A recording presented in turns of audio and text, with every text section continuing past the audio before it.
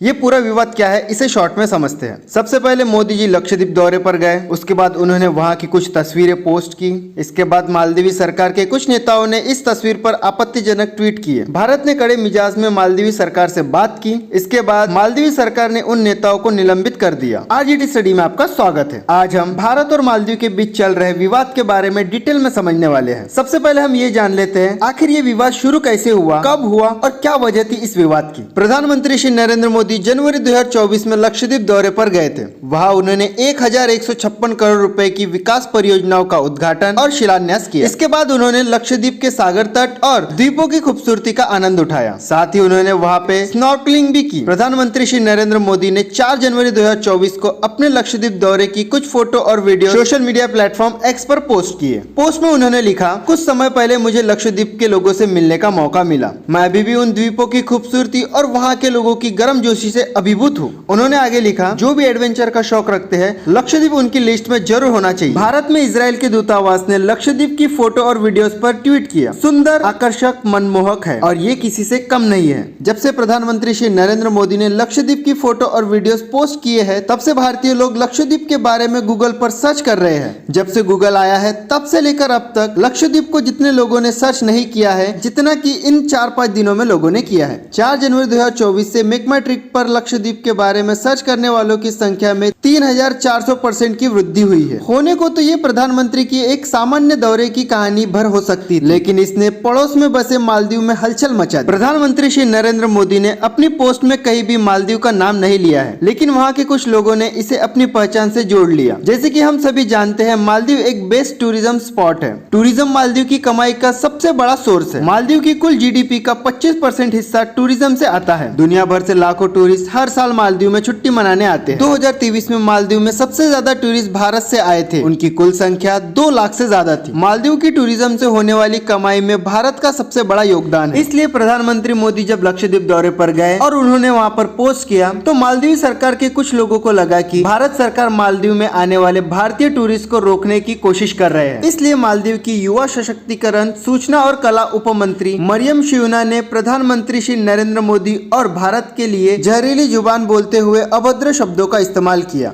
उन्होंने प्रधानमंत्री श्री नरेंद्र मोदी के लिए जोकर और इजराइल की कठपुतली जैसे शब्दों का इस्तेमाल किया और भारत देश के ऊपर भी आपत्तिजनक टिप्पणियां की। मालदीव द्वारा किए गए इस अपमान के खिलाफ भारत के लोगों ने पूरी एकता दिखाई। इस बयान को लेकर सोशल मीडिया पर जमकर हंगामा हुआ। लोगों ने मोदी जी पर अभद्र टिप्पणी करने वाली मरियम के सहित मालदीव सरकार के अधिकारी को भी जमकर लताड़ा। भारत में 5 जनवरी से ही ट्विटर पर बायकॉट मालदीव ट्रेंड कराया जा रहा है। मालदीव की इस हरकत पर भारत के सभी बड़े सेलिब्रिटी ने आपत्ति जताई है। इसमें भारत रत्न सचिन तेंदुलकर, अमिताभ बच्चन, अक्षय कुमार, सलमान खान, PV सिंधु और वीरेंद्र सहवाग जैसे कई हस्तियां शामिल है। उन्होंने भी बायकॉट मालदीव ट्रेंड में हिस्सा लिया और प्रधानमंत्री श्री नरेंद्र मोदी को सपोर्ट किया। इसके बाद कई लोगों ने अपनी मालदीव की एडवांस बुकिंग कैंसिल कर दी। मालदीव के पूर्व राष्ट्रपति मोहम्मद नशीद ने भी मंत्री मरियम के बयान से ऐतराज जताते हुए अपने ट्वीट में लिखा, मुइज्जू सरकार को इन टिप्पणियों से खुद को दूर रखना चाहिए। इन सभी घटनाओं के बाद भारत सरकार ने मालदीव के खिलाफ सख्त रुख अपनाया। भारत ने साफ कर दिया है कि इस मामले में समाधान खोजने की जिम्मेदारी मालदीव के राष्ट्रपति मोहम्मद मुइज्जू की है। खबर है कि मालदीव के उच्चायुक्त इब्राहिम साहिब को फटकार लगाते हुए भारत ने 2 टूक कहा कि मालदीव ने द्विपक्षीय रिश्ते खराब कर लिए हैं। भारत सरकार ने इस मामले में अब तक मुइज्जू की चुप्पी पर भी नाराजगी जताई है। इसके बाद मालदीव सरकार ने भारत के प्रधानमंत्री श्री नरेंद्र मोदी के खिलाफ टिप्पणी करने वाले 3 मंत्रियों के खिलाफ कड़क एक्शन लिया है। मालदीव सरकार ने बयान जारी कर इस बात की जानकारी दी कि मंत्री मरियम शिवना, मालशा शरीफ और हसन जिहान को निलंबित कर दिया गया है। वैसे तो मालदीव और भारत के रिश्ते शुरुआत से अच्छे थे, पर इस रिश्ते में 2013 के बाद से दरार आनी शुरू हुई। 2013 में प्रोग्रेसिव पार्टी ऑफ मालदीव यानी PPM के अब्दुल्ला यामीन राष्ट्रपति बने। उनका झुकाव चीन के तरफ था। इन्हीं के कार्यकाल में मालदीव की भारत के साथ दूरी बढ़ी।